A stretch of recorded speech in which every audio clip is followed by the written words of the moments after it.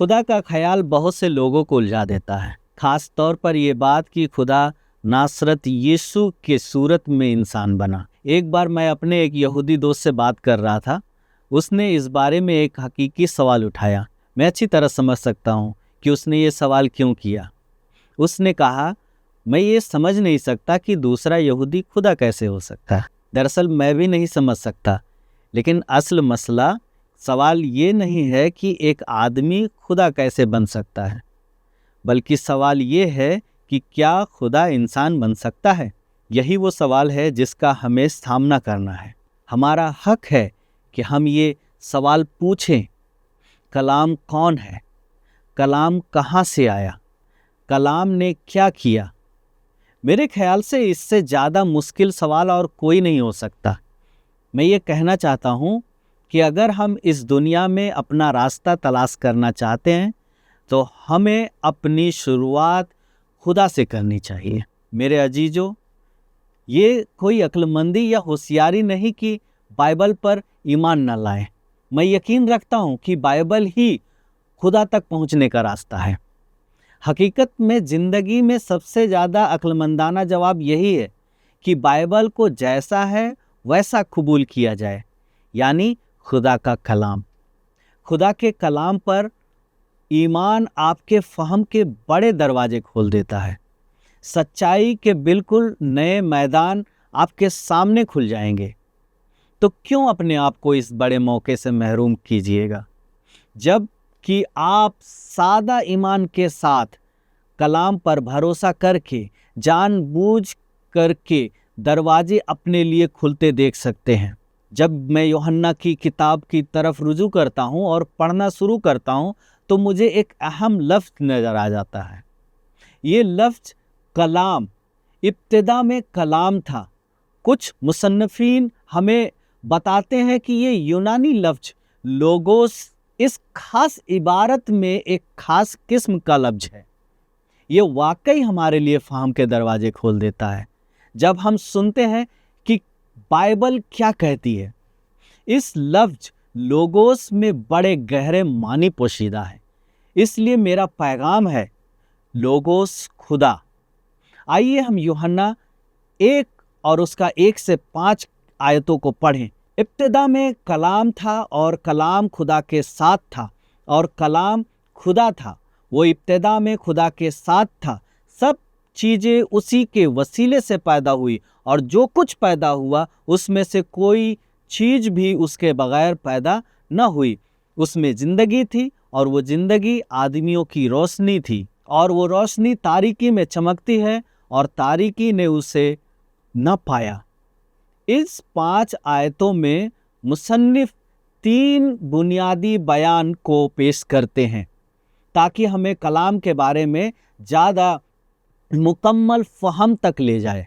یہ ہمارے سامنے فہم کے بڑے دروازے کھول دیتا ہے۔ پہلا بیان کلام خدا ہے۔ یہ ایک بنیادی بیان ہے۔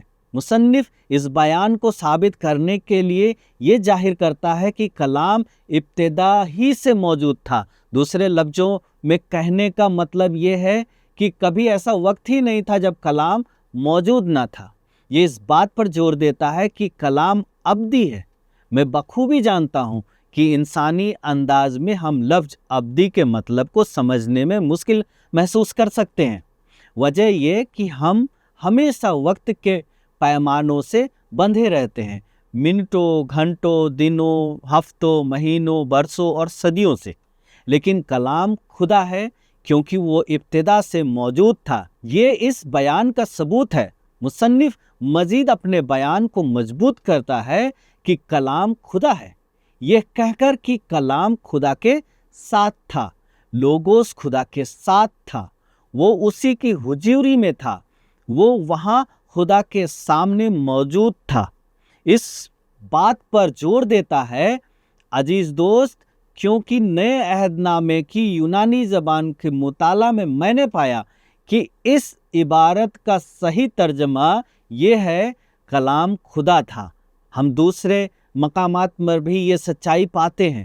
بالکل واضح ہے اور یقینی ہے، کلام خدا ہے، ایک بنیادی بیان ہے جسے آپ کو قبول کرنا ہوگا تاکہ फहम के इस दरवाजे में दाखिल हो सके। दूसरा बयान, कलाम खालिक है। तीसरी आयत पर गौर कीजिए, सब चीज़ें उसी के वसीले से हुई। ये फौरन ही हमारी फहम को वाज़े कर देता है कि चीज़ों का आगाज कैसे हुआ। वो जो कलाम कहलाता है सब चीज़ों का खालिक है। हर चीज़ उसकी नज़र में आने वाली, ना नज़र में आने वाली। दर हकीकत ये आयत आगे बढ़ने को कहती है, सब चीज़ें उसके वसीला से पैदा हुई और उसके बगैर कोई भी चीज़ पैदा नहीं हुई। ये आयत इस बयान को साबित करती है, कलाम खालिक है। अगर हम पैदाइश बाब 1 की तरफ रुजू करें तो देखेंगे कि खुदा ने किस तरह आसमान और ज़मीन को पैदा किया। उसने सब कुछ बनाया, उसने हर चीज़ बनाई, चाहे तख्लीक का उमूमी पहलू हो या तफसीली पहलू। कलाम बतौर खालिक सरगम था। यहाँ कलाम मुक़द्दस वाज़े तौर पर बयान करती है और इस बात की तस्दीक करता है कि कलाम खालिक है।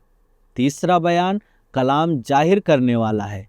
ये हकीकत इस बयान से साबित होता है, जिंदगी आदमियों की रोशनी थी। अक्ल सोचने की कुव्वत और इंसानियत में एक रोशनी है।